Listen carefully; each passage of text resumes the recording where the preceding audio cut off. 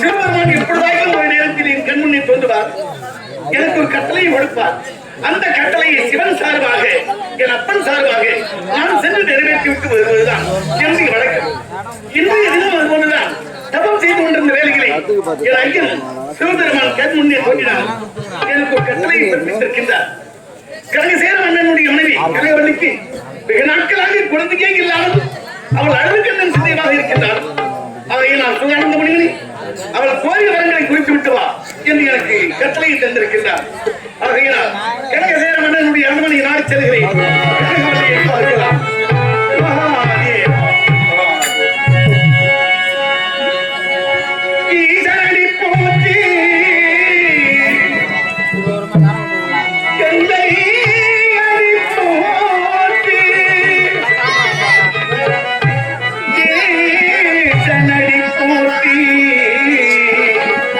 சிவன் சேவடி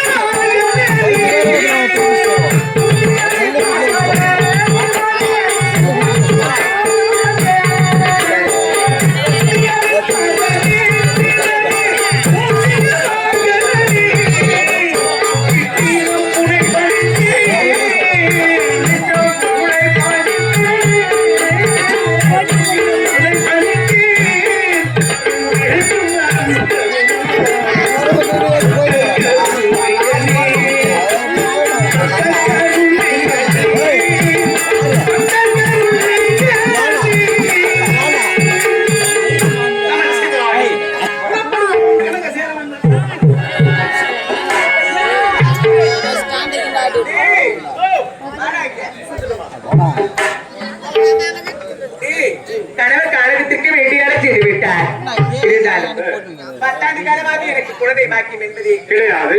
இப்பொழுது நான் என்ன செய்ய போகிறேன் தெரியுமா? அடுத்தினமும் கௌரி பூஜை இருக்க போகிறேன். கௌரி பூஜை யார்? உலகால உமா மகேஸ்வரி அந்த சக்தி அந்த முத்துமாரி அம்மன் நான் இப்பொழுது கௌரி பூஜை இருக்க போகிறேன். சரி, பூஜைக்கு தயாரான பொருளை எடுத்து கொண்டு வா. அம்மா தாயி, அம்மா சிவகங்கை கரைதரி சிவகாமி தலமில்லா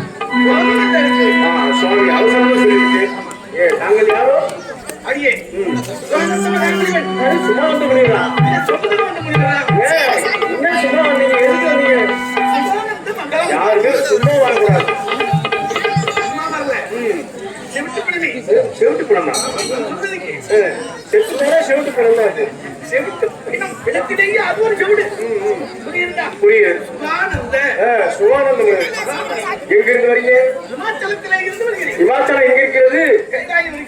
ஆமா, அந்த அடிவாரத்திலே. இங்க வந்த காரணம் அரண்மனை. அம்மா இருக்காங்க. கௌரி இருக்காரு.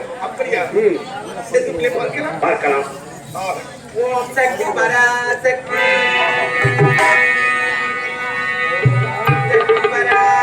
ஓம் நம சிவாய.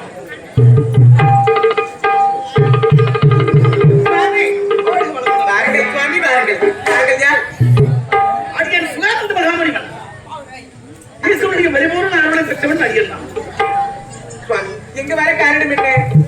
ஐயன் என்னை அனுப்பி வைத்தார். பரம்பரம் பரமேஸ்வரன். எதற்காக? உன்னுடைய பெயர் கனகவல்லி. என்னுடைய பெயர் கனகவல்லிதான். 10 ஆண்டுகளாக உனக்கு குழந்தைகளே இல்லாமல் நீ எதற்கு சந்தியமாக இருக்கிறேன். ஞான திருஷ்டினா மறுத்து கொண்டது. எனக்கு இந்த கட்டளை. அப்படியா? சுவாமி, நாங்க நாங்கள் உரித்தவாறு 10 ஆண்டு காலமாக எனக்கு குழந்தை பாக்கியம் என்பது கிடையாது. அவர் உரைத்தது என்ன தெரியுமா? அவன் என்ன வரம் கேட்டாலும் கொடுத்து விட்டு வா என் சார்பாக என்று அவரே என்னை அனுப்பி வைத்தார் எனது அப்பன். நான் என்ன வரம் கேட்பேன்? என் நாட்டில் இருக்கக்கூடிய பெரும் குறையே எனக்கு ஒரு மழலை செல்வம் கிடையாது. அதுதான் எனக்கு ஒரு பெரிய குறையாக இருக்கிறது சுவாமி. அப்படி என்றால் உனக்கு எப்படிப்பட்ட குழந்தை வேண்டும் என்று கேள். எப்படிப்பட்ட குழந்தை வேண்டுமா சுவாமி? எனக்கு எப்படிப்பட்ட குழந்தை வேண்டும் என்று தெரியுமா? அந்த உலகாளி உமா மகேஸ்வரி, அந்த சக்தி, அந்த முத்துமாரியம்மனுடைய அம்சத்தினால் எனக்கு ஒரு குழந்தை வேண்டும் சுவாமி. உடம்புதானே முத்துமாரியம்மனுடைய அம்சத்தினால் குழந்தை. ஆமா, அவனுடைய அம்சம் அல்ல மகாதேவா, அவளே உனக்கு குழந்தையாக வருவாள். அப்படியா? அந்த முத்துமாரியம்மனே என் வயிற்றில் பிறக்கப் போகின்றாளா சுவாமி? நான் பாக்கியம் அடைந்தவள் அல்லவா? அந்த முத்துமாரியம்மனே என்னுடைய வயிற்றில் பிறக்கப் போகின்றாள் என்றால் பார்த்தாயா? இது தெய்வீக மாங்கனி. மாங்கனியை நீ பிடித்தால் அந்த அன்னையே உனக்கு குழந்தையாக வருவாள். அப்படியா? நலமுண்டாகட்டும். நமச்சிவாய. அப்படியே ஆகட்டும் சுவாமி. நமச்சிவாய. அம்மா போயிட்டீங்களா?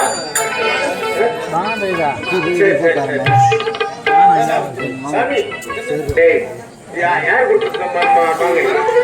கொடுத்தது. யார் பரிகாசம் கொடுத்தா? இதுயா ஆனா, தெய்வீக மாங்கனி. உண்மை சொல்லலையா? இதை பார்த்தாயா? இந்த மாங்கனிக்கு இவ்வளவுமே இருக்கா? இருக்கா? உருக்கி வைத்த மாதிரி தான். ஊட்டி வச்ச மாதிரி அதான் ஈஸ்வரன் கொடுத்தது. அது சொல்லாத. ஊர் கூழ் ஊத்தத்து கொடுத்தாலும் சொல்லு. யார் கொடுத்தது? எனது அப்பன் கொடுத்தது. ஊரார் கொடுத்தது. இது வந்து பேசாதே. சரி, இந்த பழத்தை எப்படி அப்படியே முழுசா சாப்பிடணும், பொட்டையை எடுத்து சாப்பிடணும், பொட்டையை சாப்பிடணும். ஏய், மாங்கனி. இது மாங்கனி. இது கொடுத்தது யாரு? ஜெய். இவங்க திரும்ப அதே மாதிரி புரியுதா? இது கொட்டியோட அனுப்பக்கூடாது. கொட்டியை நீக்கி விட்டுத்தான் சாப்பிட வேண்டும். ஏன்னா விட்டா அவங்க அப்படியே சாப்பிட்டுருவாங்க. ஏய், அந்த பொட்டையில இருக்கிற மயிறு கூட இருக்கு. ஆமா ஆமா ஊரை எப்படி சாப்பிடுவாங்க. எதிர்த்து ரெண்டு ஏகவசனமாக பேசக்கூடாது. ரோகம். நீங்கள் நீங்கள் சென்று வாருங்கள். அப்படியே ஆகட்டும். நாங்க எல்லா நேரத்துக்கும் நீங்க அடிக்கடி வந்து போங்க. உங்களுக்காக மாசத்துக்கு கருத்தா ஏய், நாங்கள் வாசிப்பட்டாரு. இனிமேல் இவளுக்கு இந்த பிரச்சனையே இருக்காது. நீ வந்தல்ல தோர்த்திட்டு போச்சு. போய் வா. காதலா தாத்தாயா கவி பூஜை இருந்தேன். சரி, அந்த அம்மனின் அம்சத்தினால் வரம் கேட்டேன். அந்த அம்மனே என்னுடைய வயிற்றில் பிறக்கப் போகின்றாள். நான் பாக்கியம் பெற்றவள் அல்லவா? சரி. கவி பிறந்தத்தோடு இந்த மாங்கனியை குத்திக்க வேண்டும். தாமதிக்க கூடாது. உண்மைதான். இந்த கனியை பின்ன கொடுத்தாலும் முழுசா சாப்பிட்டு